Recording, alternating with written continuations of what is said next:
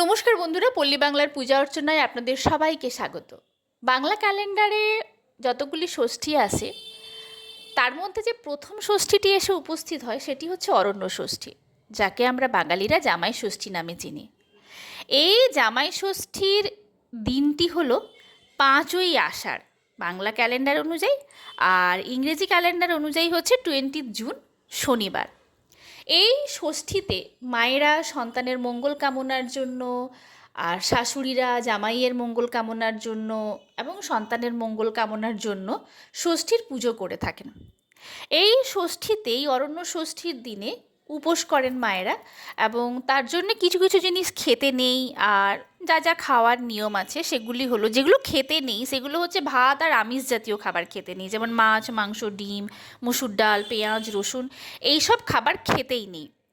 আর যা যা খাওয়া যায়, যেমন ভাত আর আমিষ জাতীয় খাবার ছাড়া সব নিরামিষ খাবার খাওয়া যেতে পারে, যেমন চিড়ে, মুরগি, ডালিয়া, লুচি, তরকারি, দই, মিষ্টি, ফল ইত্যাদি। এইসব খাবার খাওয়া যেতে পারে। এই দিনে মায়েরা মা ষষ্ঠীর কাছে পুজো দেন সন্তানের মঙ্গল কামনার জন্য। নমস্কার।